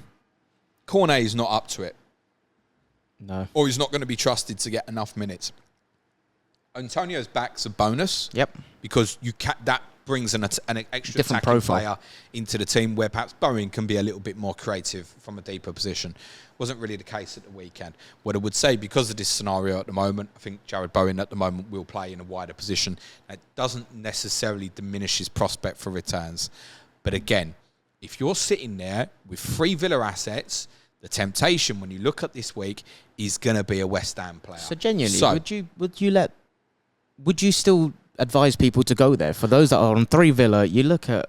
I think, honestly, so my intention is to roll this week, but let me give you an example that, let's say Foden gets injured tomorrow night, right? And I'm down a player, and I know that. Then really I should sell Foden or Jota, and I should hold on for Alvarez minutes and go for Solanke the week after, right? Mm-hmm. I should, at that point, make a midfielder change. Yeah. Do I go and buy Kudos, or do I go for Odegaard? I think I would go Kudos Odegaard, carries me 29. Yeah. I would go with it, and then, like I say, just kind of deal with it in 29 when you get there. I'll be buying Odegaard. Yeah, same. Unfortunately. The underlying numbers and the desperation for the additional fixture in 26, sure, fine. But I don't know, actually. Sheffield United away, and then Brentford after also conceded 4 at the weekend. Yeah. And conceded big chance against City the other week as well. There's enough in it to maybe even suggest that for the additional transfer and the additional -4, it might even be worth it. Yeah, I would agree with that, to be honest. So I think if I landed in that position, easier said than done, admittedly. But I think I'd go the Arsenal player, mate. I'd go Odegaard. Yeah. I don't know how you pick Kudos over Saka at this minute. No. Even factoring what we said about Dan Burn and stuff as well. Question for you for West Ham. So Brentford at home, Everton away, Burnley at home, and then a good run, Villa at home. But how many do you think they win out of that? Because on paper, that's a good 4. I would say 1 right now. Yeah, Burnley. Yeah. At the moment, yeah. And here I am thinking, on paper, it's fine. Also, I do think they'll have chances against Brentford. I think that XG will be up at the weekend. Everton is... I wouldn't fancy them there at the moment. No. I mean, they've gone from a position over these results as well where they were in genuine contention for top 4. I don't think any of us thought that they would do it. They were in contention. They're not now. And you can't look at, having watched the teams around them, and even factoring in Newcastle, struggling's harsh, but not perhaps they've got 5 points over the last 3. Yeah, that's not what we would have expected. 7. Yeah, exactly that. You'd fancy Newcastle with that running to finish above West Ham. Yeah. You watch Chelsea at the weekend, you think they've got way more about them. You watch Brighton yesterday, way more about them. Manchester United on good run, and suddenly you've gone, West Ham for Europe this year, can't say it. Yeah. So they're also out the FA Cup. They've got their own involvement in Europa League. That could quickly become the priority. Yeah, true. Where that's something to factor in. I think the draw for them is going to be quite important. Like if they get a Leverkusen, I mean, A, they'll get beat, but B, shit, you're going full strength, right? They might get someone. I don't know if they can get Leverkusen, in fairness. They might play someone that's got to come through this one more round, maybe. Yeah, I think that's possible, actually. I get your point, though. I think the English teams can't draw each other in the last 16 because of that, because they're all group winners. I'm pretty sure that's correct. Apologies if that's wrong. They could still get someone really tough, obviously. If they get someone a bit weaker, maybe they rotate, but they're not going to go down, are they? No. And to start looking at like their league, their best chance of qualifying for Europe next year is through winning the Europa League again, then it's a cup competition, and that could become the priority for them. Anything on Forest? My boy Gibbs White's still sticking around in my team. Very much deserved by the looks of it as well. Quite an offensive team again at the weekend. Yates came out of the team and they brought in, reminding me, Danilo into the team. I think is a more creative player than Yates. I quite like Dominguez become a mainstay of the team. We said that this front 4 would probably get locked in now. Felipe came in for Niakate, which I think is possibly a little bit of a better balance as a partner for Murillo, who reportedly was outstanding again at the weekend, and he's certainly creating some admiring looks from elsewhere. I think there'll be some interest in him, whether Forest stay up or not. If the points deduction isn't heavy, they've given themselves a little bit of a buffer now. Yeah. But they need to keep that buffer because there's every chance there is obviously a points deduction incoming. But yeah, good result. They needed to win this, and to be fair, they did pretty comfortably. Nice one. Moving it on to Tottenham 1, Wolves 2. You were there. Oh, I forgot about that. What happened? I mean, look, first thing to say is that Wolves were deserving winners, no question at all. Excellently organised defensively, and a really, really good threat on turnovers, whether that was high or through transition and really fast counter-attacking through. I mean, the Neto goal and the say you see the outlet about how quick he is. Emerson Royal. I didn't realise how quick Emerson Royal has to come across to him a lot quicker. He's actually been linked with a move to us a lot in the last couple of weeks. Neto. Yeah. Same with Arsenal, actually.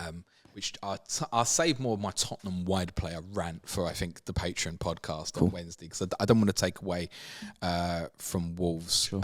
Really good performance.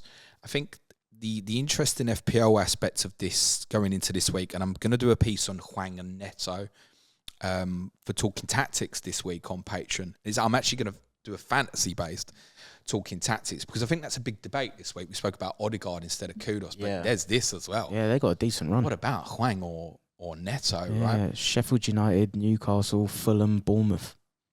Well, Bournemouth we don't know is going to happen. Yeah. And you might be carrying Bournemouth asset, but you might only carry Solanke. So if you've got Hwang or Neto, like, it's fine. It's not conflicting to have two offensive players from two different teams playing each other. It could be 2-2, for example. That's absolutely fine.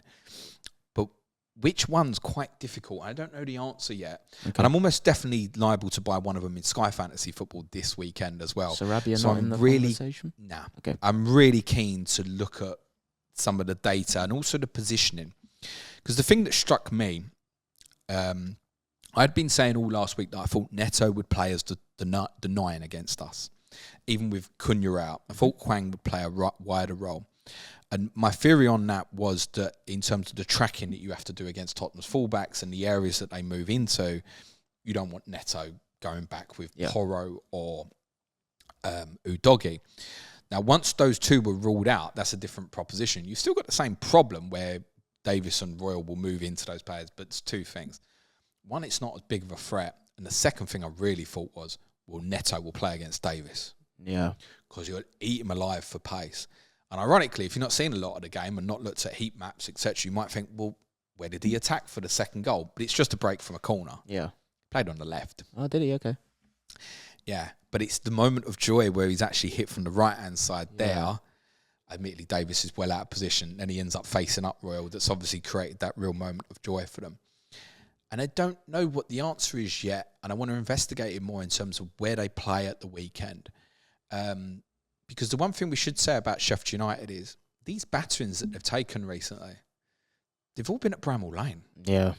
Rather than the good performance at Luton last week that we've already forgotten about. Yep. The good draw that they got at Aston Villa, for example, as well, which they deserved that. They defended really well on that particular evening. And I wonder as well, reflecting on Wolves losing to Brentford last week. And Wolves, I think, have won 4 away games in a row now in the Premier League. Check if that's correct. But certainly includes over the last 2 excellent and deserving and brilliant counter-attacking display victories at 2 teams that traditionally you would expect to beat them in Chelsea and Tottenham. Yeah, previously was... Drew at Brighton. Yeah. It might be 4 unbeaten. That's a great result as well. And then Brentford was before that away. And they won, was it 4-1 at Brentford? 4-1, yeah. What was before that? In terms of away, they lost at West Ham, but they beat Chelsea at home. Yes. But yeah, that's... Well, Paquetá was available, so to spin your narrative. So look, really good. And I do think there's a case to say that this almost playing the bigger teams might be a little bit more suitable for them at the moment. I think teams like them who play with essentially 2 in midfield, and they were both outstanding, with the wing backs and back threes that, let's say, to be kind, not the best on the ball. None of them terrible, but you know, you're not going to have Dawson stepping into midfield and stuff like that. Kilman is quite comfortable on the ball, but not exceptional in my opinion, and I think similar applies to Toti Gomez. So their distribution into midfield isn't exceptional to punch it. So their domination of games, they are almost better off perhaps playing against an opponent who the space is going to be when you win it on turnovers and transition. So there's that to factor in, because Sheffield United are probably going to go to Wolves at the weekend and say, go on in what you got. And for a speedster like Neto, you obviously want the space. But also, there's a case to say with the likes of Hwang, will he get the opportunities? Yeah. I don't think it's as straightforward as it looks, that's all. And I want to do a bit more of a deep diving, because I think the brain this morning thinks, well, they won at Chelsea, they won at Tottenham, they deserve to win both. Sheffield United. I've forgotten about Brentford at home. You look at the profile. I've forgotten about Brentford at home. Yeah. And the Brentford at home is way more comparable to Sheffield United, even system. Yeah. Brentford would have gone a back five without the ball. What Sheffield United going to do at the weekend? Probably the same. So I want to investigate that in a little bit more. Cool. It's not to put anybody off necessarily, but I think it's a really close call on Hwang versus Neto, and I want to deep dive into it a bit more. There'll be a lot of people, obviously, on Tottenham and planning towards 29. Was there anything offensively that was a concern from Tottenham in this game? Loads. Oh, really? I've not seen. I've just seen the highlights. Yeah. I think pound for pound, that was probably our worst performance of the season. Okay. Again, I don't want to take anything away from how good. Is it because of the fullbacks not being? No, creativity was bad. The atmosphere was flat, but the atmosphere was flat, I think, part caused by a really good defensive display from Wolves, and our attacking players being under par. James Maddison didn't play well, in all honesty, and that's been a rarity for us this season. Not good offensive. Richarlison really quiet, but he had next to no service at all, got sacrificed. Then he played Werner up front for a bit. I don't think Werner touched the ball over that period. Okay. Then right at the death, he changed it and put Werner on the left and put Son up front. Ultimately, I'll talk this in more detail on Patreon, as I said, but cut a long story short, Tottenham don't have a wide player who can take a man on. Okay. And it's making it very easy to defend against, because you just sit there, even with a back five, and you go narrow, penalty area width, go wide. Would deal with it. If you to contradict what I've said about the Wolves defenders in terms of possession, when the ball's coming into the box, you ain't beating Dawson and that in the air, are you? They're all strong in the area and stuff. So it played very much into Wolves' hands, and they probably deserve to beat us on the second occasion this season. Obviously, you're not looking at Tottenham assets this week, but as discussed, you probably will again going into game week 27. And right now, I'm looking at Son as an entry point, and that would you say I should be put off or carry on with that plan? It's got tougher than it was, purely because there's more options. Mm-hmm. I think we should look at all Richarlison's returns and say it's over a period where there was guarantees of minutes and he's gone off earlier this one. I think when it's not going well, you are more likely to see Son move into a sanctuary, or even he's decided to do it with Werner for a period at the weekend and Richarlison go off, because Richarlison is way more suited. The less dominance Tottenham have, the way more suited Richarlison is. Even if you think some of them better fixtures we had over that period of all those returns, even like Everton at home, lucky. Bournemouth at home, they had a really good spell, and we struggled for a massive period in that game as well. Partly because of the amount of absentees we had, no control at that time. Now it's almost like all the cooks are back. There's no excuse for Tottenham now for that performance at the weekend, right? Porro and Udogie is quite big. Yeah, you can say the two fullbacks, but it's two fullbacks. I'm not going to use it as an excuse. Yeah. In terms of the offensive stuff, yes, they do have a big role in that, but I'm not sure that we'd have been any better off with them. Yeah. Okay, that's interesting. I'm not sure, because I think the likes of Maddison and Son and that didn't play particularly well. Sure. So it's becoming... This is a criticism of Ange, and I think it's fair, because he's been there long enough now. It's a bit samey. There's nothing wrong with the play we're playing, but I would like, on occasions like this, it's almost now, and it might be that he wants them to play a certain way, as almost like plan A. I want plan A to be perfect before we start looking at plan A longer terms. Sure. I think that sort of thing happened with Arteta and Arsenal. Yeah. There's your principles to get embedded, and then it's you look a long at time before we variations. started seeing inverted fullbacks and the like. And I think there's possibly a process of that, right? Perfect this first, and Tottenham are not perfecting this yet, right? Control of games is not as good enough. But I think I want to see more variation, where we go, no, actually, today... We've got Ben Davies playing left back, so actually we're going to build in a back three, and we're just going to push Emerson Royal into midfield and do something a bit different. And the same things are happening, and teams are getting used to it. Yeah, that's a problem. Now, should you be put off by Tottenham having a good fixture getting 29, a good fixture in 27, and I think even for the offensive guys, I don't think Villa away is terrible now either, actually. I don't think it's great for the defensive players, obviously, that particular fixture. But even 27 at home, if Porro and Udogie are back, well, what do you know? What Palace at home 27 is good. What's the consensus on that? Do you know? Because I've got Porro. I'm sure people will have both. Udogie, I'd be very confident back 27. Porro's going to be borderline. You're probably not going to get any update this week because we don't play. Yeah, I'm looking to just keep Porro until like 28, 29, and then see if I need to. That's the more sensible solution. If you've got something like that at the moment, you know, if you've got a Jota and you know Jota's going to be out for ages, it does feel like there's probably more midfield assets that you'd want to target this week rather than the defensive ones. Even if we think about like Villa as an alternative or West Ham or even Brentford, I think you almost want to wait a bit longer for them. That said, as I mentioned on Thursday, if you want to take the hits in a 29, you want to do it more for defensive players. Yeah, true. So that's a little contradictory. I probably wouldn't steam into the Tottenham side of it, but if I was a Porro owner, which I am, yeah, he's staying for me. He's definitely not going this week. Yeah. Let me at least get some more info on that. Cool. Getting the attacking one next week,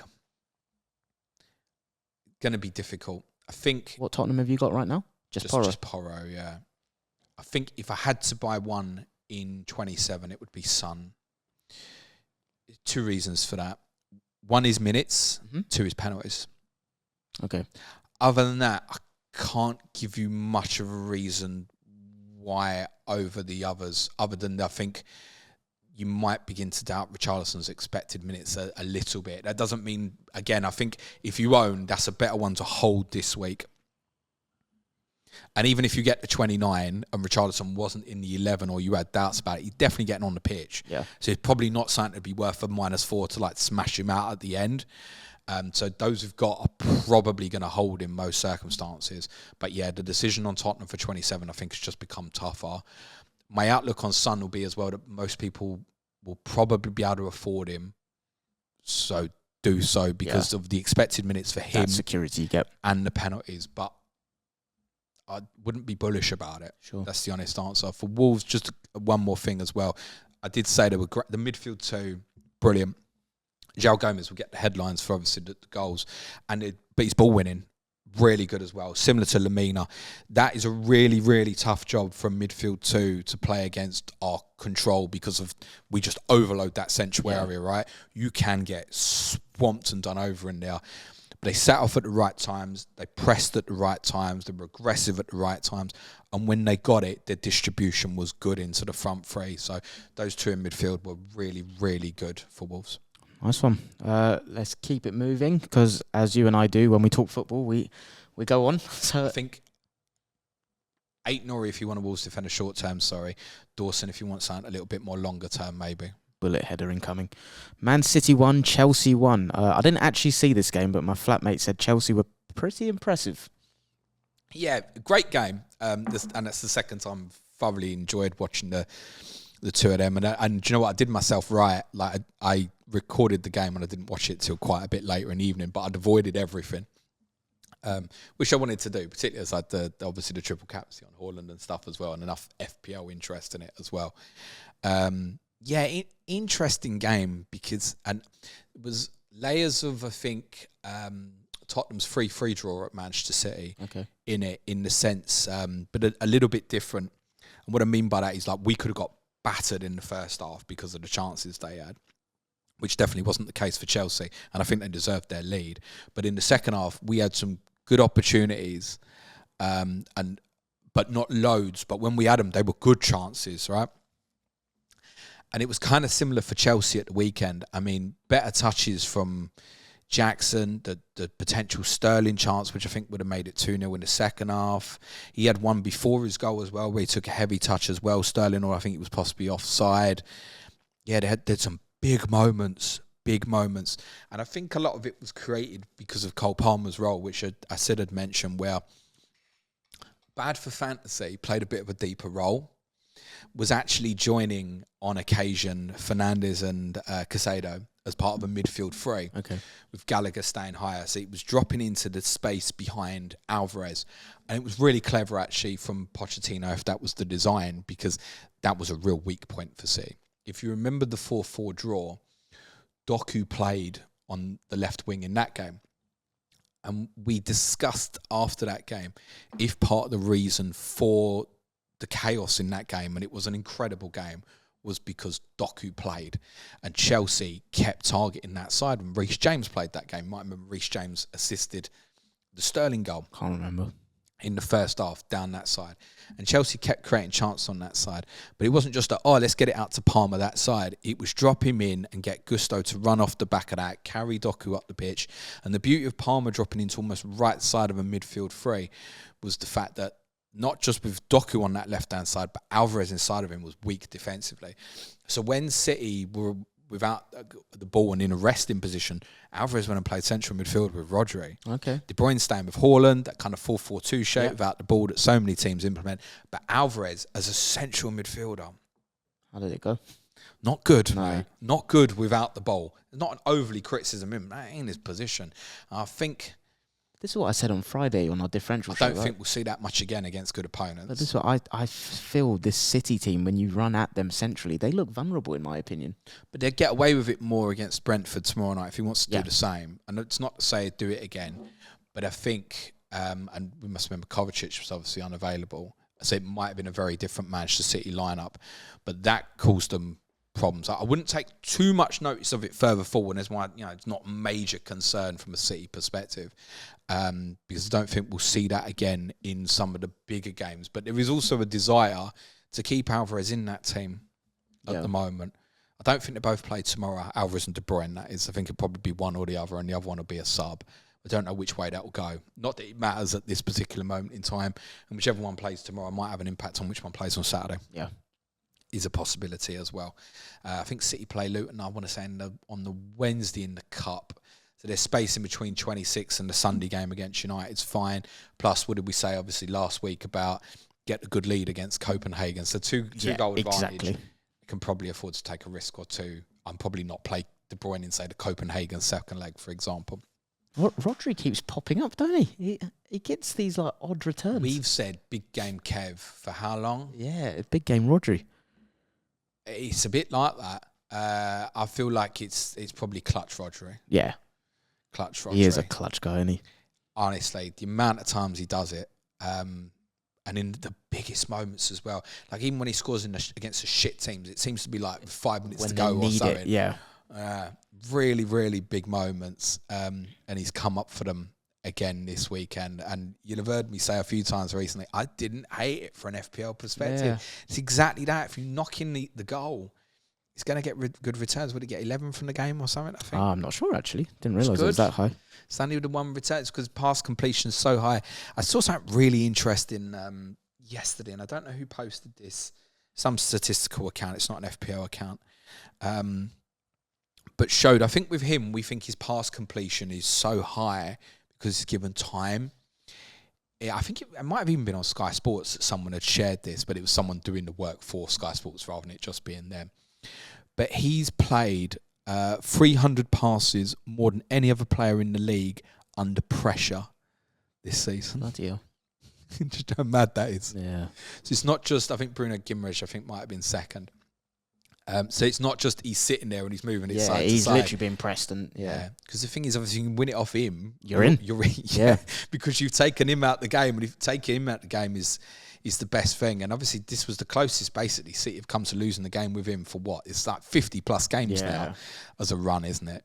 It also reminded me a little bit of the game against Tottenham when Tottenham won there on the run-in a few years ago when Kane was brilliant that night and got 2 goals. It was a Saturday night game as well. It was echoes of that game as well, because although City were vulnerable, City had a lot of chances as well, right? And in a different game, City overwhelmed Chelsea at the end of that game, possibly.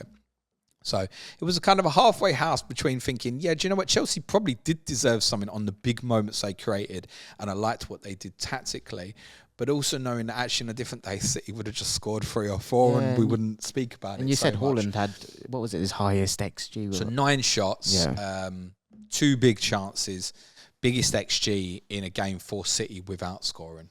Yeah, so on another day, you roll that dice and... Yeah, I presume people aren't targeting Manchester City players to buy this week because surely you did it last week. Yeah. That would be my take. Just one more thing on Chelsea. I thought Jackson's hold-up play was really good, and they have got an absolutely super player there in Malo Gusto. He dealt with Doku done him a couple of times on the outside, but just through pure speed. But he did really well off the ball against him, and on it, really controlled. Okay. He's making Reece James not a big miss for Chelsea at the moment. Well, that's a huge compliment. We get to move it on to Super Sunday?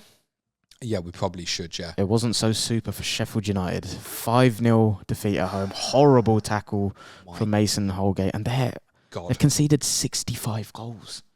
That's absurd. Yeah, I think it's most ever at this stage for a team in the Premier League on the 38-game season. I know Swindon might have conceded more when it was 42 games, but I don't know if they'd conceded more after 25. Swindon conceded 100, didn't they? On the 42 games. But Sheffield United are obviously en route to doing that. Yeah. And yeah, for Brighton, impressive. Who have they got in 27? Remind me. Yeah, it's Arsenal, isn't it? This is what I meant as well about, if United suddenly play in 29 as well, and it's Sheffield United at home, the narrative gets spun so quickly. Most people can't get to Hojlund. People on Hojlund are obviously not moving it. Yeah. It'd almost be fascinating to see for Hojlund owners if United did have a fixture in 29, because I think it's almost an easy sell to Solanke in 27. Yeah. Sell for the Burnley game. Hojlund plays City, then Solanke's got the double. I get it. But if they played in 29, it becomes interesting. It's a headache then. Just go Solanke for 2 and then go back. I think that's what I would do probably, yeah. I mean, Everton at home in 28 is a good fixture as well. Any case, we digress. Yeah, they're woeful. Sorry to say. Yeah. And not helped by a coward's tackle. I think that's the best way to put it. That was disgusting. I think it's a coward's tackle. It's very rare I use that word. He's done that a few times, though. He's got that in. I think I shared this with our patrons last night as well. He got sent off. He's actually been sent off in 3 consecutive Premier League seasons, is that right? Which is amazing because I can't remember him fucking playing in 3 consecutive Premier League seasons. Summed up by the fact that he was on loan at Southampton in the Championship. I didn't even got know sent that. away because he wasn't even getting in the team there. So why he's suddenly now going to be better for a team that's in the Premier League? Yeah, Sheffield United get handicapped in terms of what they could have done financially. And knew the player from previous as well, so I get that. But that's not the first time he's even been sent off for that tackle. Yeah. He got sent off against Tottenham a couple of years ago. I knew I'd seen it somewhere, and it wasn't actually till a radio station that I don't really like. Someone had reshared something that they tweeted years ago, brought it to my attention. I went hunting for the clip. It's the same thing. Yeah. That kicked the ball and lunged through with 2 feet off the ground. He got sent off against us very late on in the game for a tackle against Pierre-Emile Hojbjerg. Did Hojbjerg get injured? Because how Matoma's not injured, I have no idea. Matoma was worse. I have no idea how he's okay. That was disgusting. I liked some of the Sheffield United players saying in interviews afterwards they thought it was harsh. Really? Someone from look, in real time, I get it. Because referee didn't send him off straight away. So that in itself is absurd. No. But someone from the PR team should be saying, shut your mouth. Yeah. There's not a debate to be had about that. And I'm sorry. That was done with the intent to hurt an opponent. And that's not on. No. And when you're that shit already, if I was a Sheffield United player, I wouldn't be defending the red card. I'd be absolutely raging against his behaviour, which has meant I've had to go run around extra against one of the hardest teams to do that against. Yeah, they absolutely are. And they're a vulnerable team, Brighton, and they can be hurt. They can be, yeah. And you've just done that. You've gone from having a chance to no chance, and it showed 5-0 in the end. I mean, I said on our Patreon, on our Slack in the comments, I said Brighton should be hitting at least 5 here, and the only reason they don't is if they're lazy about it, basically. Yeah. And that's what they got. So it felt like about par with what they did. They could have got more. There's no point overly analysing this because of what Sheffield United did. But what we can say is they conceded 5 in the last 3 home games, which includes 2 games against Brighton. Obviously, the game against Aston Villa. They've also, since Chris Wilder went back, conceded 3 at home to Luton as well. And they conceded 2 at home to a West Ham team. Have only scored 1 in their other 5, and that was a penalty.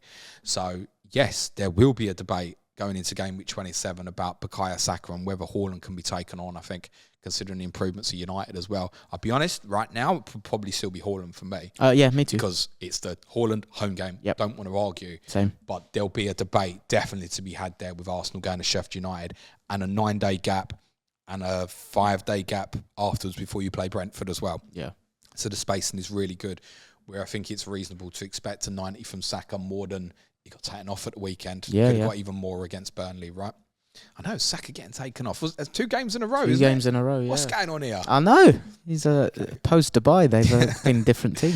Yeah, they're shit. They're awful. And it's actually a real shame as well. Talking about Sheffield United, they're not Arsenal. Not Arsenal. I wish I could say that. No, Sheffield United. They actually did something really interesting tactically. We had James McAtee following Billy Gilmore around in the start of the game. Pre-red card? Yeah, I quite like the setup, and they obviously had to abandon it. Sure. For Brighton. Stupinan. Oh, God, sorry. I was just going to say Pascal Gross, firstly. 8 key passes and over 100 passes completed with a stupid pass completion number as well. 98%. Yeah. Like, I saw when that. you're creating that volume of chances as well, it's not just it's not crab passing. No, you're absurd. You're really creating stuff as well. So yeah, I mean it's phenomenal. And I think a lot of the attention obviously goes on the other players and stuff. He has been Brighton's most consistent player for 18 months now. Yeah. When actually was at a period, I think, where a lot of Brighton players had become Brighton fans had become uneasy about him actually before Roberto De Zerbi went in. Okay. He's shown him to be multifunctional, brilliant. The one beauty with him at the moment is I feel we've got more clarity on his positioning. Yeah. Like you could walk into he's going to play right back or left back. And you'd be like, what the fuck's this happening for? A bit more consistent. I told you they'd left themselves light in central midfield. This is the best 2, Gross and Gilmore. And that will happen in the majority of games. Please be aware, after this weekend, Brighton go back to playing twice a week and the headache gets a lot worse, but he's doing really well. And that leads into a Stupinan. Yeah. Because shit just gets way more complicated. Can I explain to you why he's not played against Sheffield United away when you're obviously going to have so much of it? I don't know. No. When I say I like Sheffield United's opening stance, I didn't like Brighton's. Okay. With moving Webster from right back to right-sided centre-back, it felt like it's Sheffield United. I can give Adam Webster minutes. That's what it felt to me, actually. More than a tactical thing. Well, no, I'm sure there was plenty of tactical observation in it. There was obviously keep Odegaard hired as kind of this hybrid right wing back, and Tariq Lamptey obviously played really high on the left-hand side, which was allowing Mitoma to get into the sort of areas where the right-sided centre-back comes out of position and tries to decapitate the poor fella. Yeah. But I actually didn't like that setup, ironically, from them originally. Once it goes down to 10 men, it doesn't matter. It's made getting this Stupinan really difficult. Yep. I think those who own, you just got to suffer it. Take your medicine and crack on. I wouldn't be buying Tariq Lamptey at this perspective either. I actually think, ironically, that Brighton are probably not the solution this week. Like, when I think about Mitoma or Adingra and what will happen after this weekend versus Hwang, Neto, Odegaard solutions, no, I think the Brighton assets actually come behind it for me. I wouldn't be surprised if Everton go to Brighton and get a result at the weekend. Okay. We'd said this last week, Sheffield United and Everton might not be favourable for Brighton. This became very favourable for Brighton because of the action of one idiot. Yeah. Fair play. Then over to the final game on Super Sunday. Luton 1, Man United 2. Hojlund's on a roll. Man United are on a roll. Unbeaten in all competitions this calendar year. But it wasn't quite the most convincing win in my opinion. Really enjoyable. It was a great game to watch. Really, yeah. and it was needed, I think, for those of us who watched through Sheffield United and Brighton, because frankly, once it went 2-0, you might as well turn that shit off, to be honest. Not that it's not enjoyable watching Brighton, but you're not getting the proper experience. This was really good. Which I think was even more interesting because 10 minutes into the game, you thought United were going to annihilate That's what I thought as well. Yeah. They were really good in the first 10 minutes, United. And Luton looked very, very vulnerable. I don't know if it was the shock of Adebayo getting injured in the warm-up and them changing things from their stance, or what they wanted to implement, which we'll talk in a second, which was a little bit different from what we've seen from recently. Just took too long for the players to settle down with what they wanted to do. And United were great in those first 10 minutes. Hojlund takes the 2 goals brilliantly. That finish for the second goal is remarkable. It definitely means what he does. Yeah, with the chest control. I think most players there would just put it back into the area. I think he's genuinely going for goal. Yeah, for what he does. So I think it's an astonishing finish. He takes the first one really well. It's a mark of a player as well that when he went through, I don't think many people think he was going to miss. No, he's over that kind of narrative now, isn't it? He's finishing strong. He strikes through the ball with power and means it when he shoots. And it's obviously composed. To go back to that Núñez one, I realise there's a few other United players miss going around the goalkeeper, but that is the easiest way under that circumstance to score if you've got the pace of someone like him as well, because he's not a slouch. He's got all the attributes to go on and be a really impressive. Well, he's doing it now. And but the biggest thing for him now is that people stop talking about him from any negative sense. Now we're now saying we'd all quite like him in our FPL teams, but for many of us it just doesn't particularly work at the moment.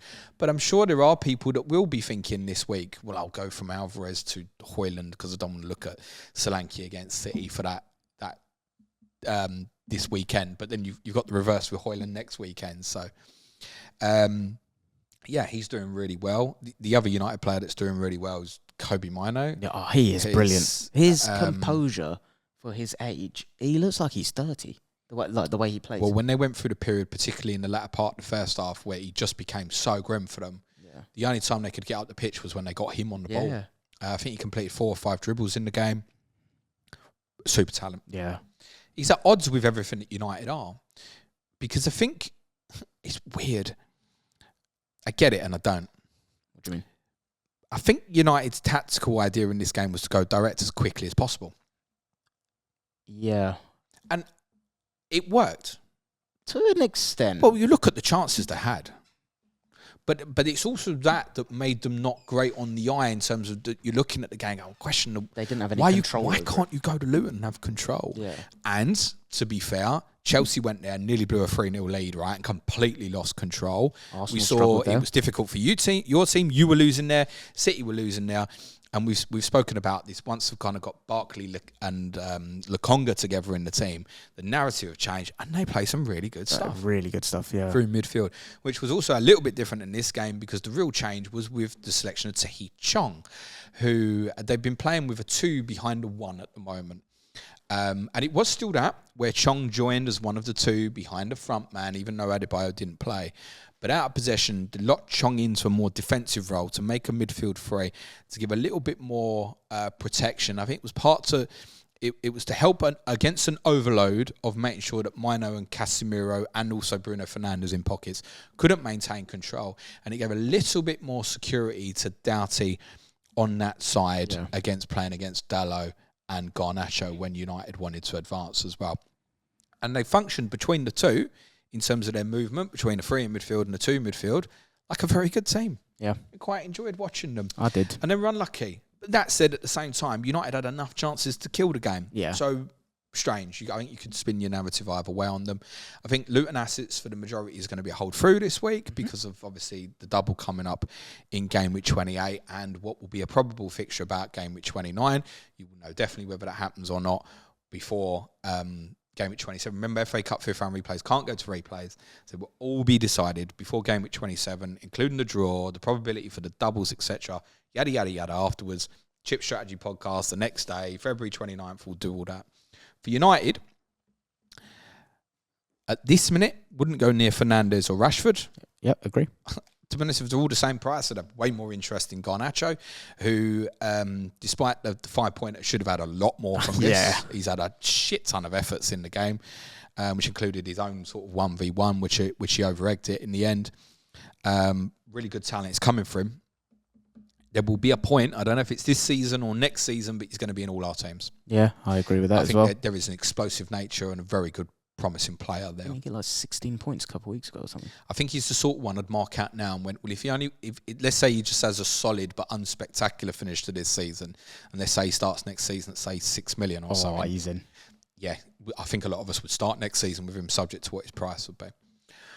So a player you want to keep your eye on, definitely going forward. I think Rashford Fernandes come back into the narrative if the Sheffield United fixture happened in 29, possibly in 28 or 29, particularly if we can't work out which Bournemouth midfielder to go for. Yep. He might be right. Everton at home, Sheffield United at home. I'm going to do that rather than a West Ham, Villa or Tottenham player. Defensively, Dalot's the one I went for, and I think that's the best choice. He was picking up some decent positions. He made 2, I was going to say weird, really big, over-the-top runs. Were you aware of that before you went into it? No, of course not, mate. Yeah, I'm a genius. I knew that was going to happen. No, I wasn't sure if you've seen something. He made 2 really interesting diagonal runs into centre-forward positions, yeah. No, I wasn't aware that was likely going to be a probability. No. But I think it was the most interesting one to get. I know a lot made the saving and went Maguire. He obviously went off at half-time. I don't have to withdraw. Maguire and Casemiro was influenced by the yellow cards. Casemiro was a little bit fortuitous not to be sent off, to be very honest. Same goes for Casemiro in the City-Chelsea game, in my opinion, as well. Although the Casemiro one, the one he didn't get booked for, is all day long as a yellow card if he's not had the first one, so he's lucky.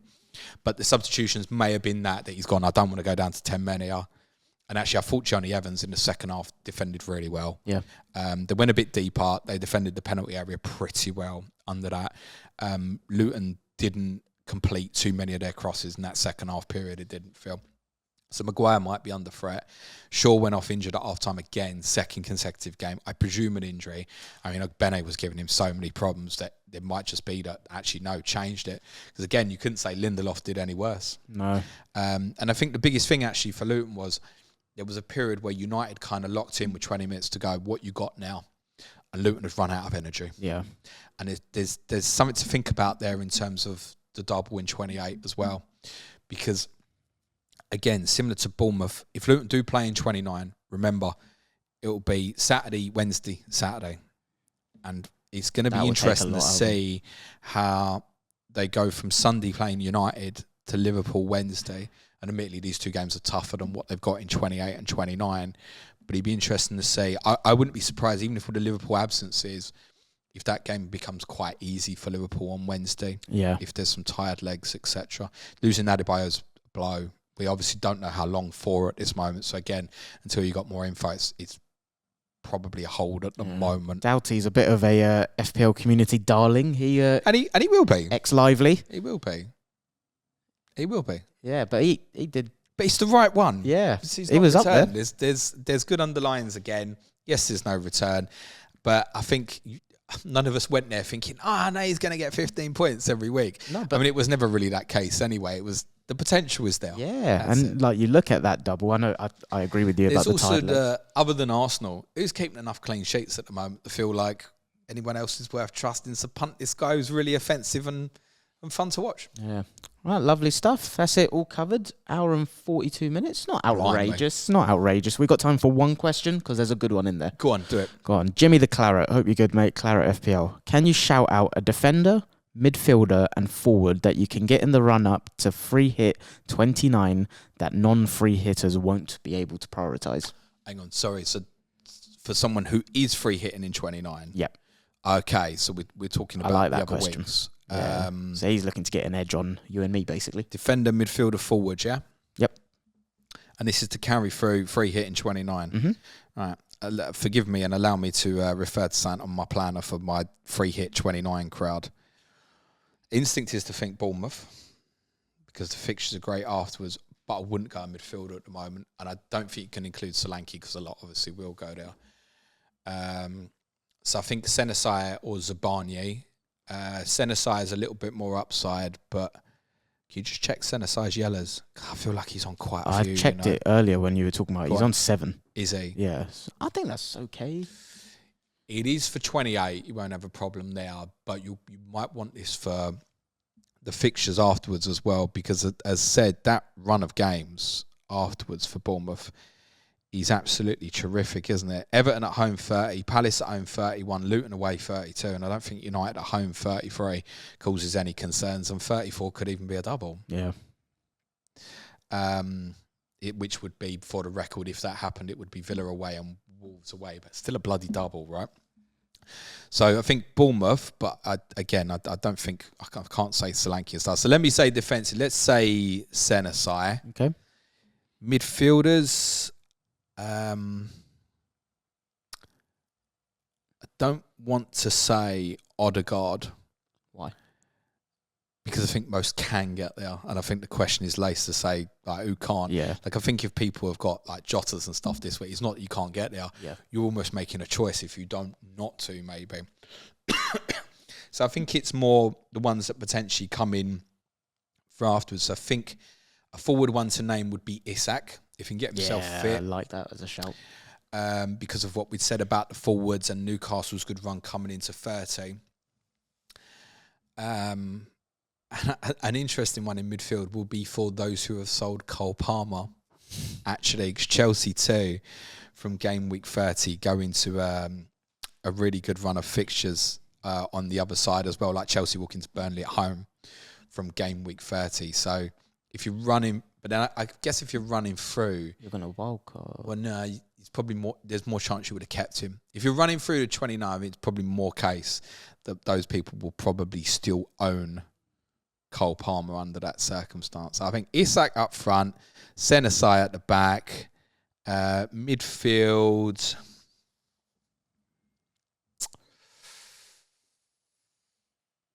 I'm gonna say Lucas Paquetá because I think he might be back this week, and nobody would go there. See, this is interesting because even though they play in 29, as someone that's not going to be on free hit 29, I don't look at any of them and think, oh, I'm envious. No, another one might be a Liverpool player. Like, I mean, there's the obvious one that we haven't really covered here. Is Mo Salah. Yeah. Who, again, I think those heading that way are probably not going to bother. Blank now, City 28, you feel like I can suffer this till 30. That's how I feel anyway. 27, yeah, problem, but I've got Saka at Sheffield United, Hojlund against United. It's not like a need. No. It's not. I'd rather captain Saka than Salah in 27. I think that's the big would one. Actually be my take at the moment. Probably likely to be low block against Forest. Yeah, not hugely keen on that. So Salah's another one, obviously. An alternative midfield player, but there's nothing else. I mean, Diaz maybe. Luis Diaz is probably a little bit more secured for minutes now because of injuries of others, maybe. Shout out to my mum who triple captained Luis Diaz this week, actually. My mum, I thought you said that. Yeah, my mum triple captained Luis Diaz this week. I don't know why, but that's what she decided to do. So go mum, who's outscoring all of our Hojlund triple captainers. I might remind you right now. So yeah, there's a few names for you. Lovely stuff. I think that's a wrap, James. Yeah, content. Obviously, if you want to support the show, www.patreon.com/planetfpl.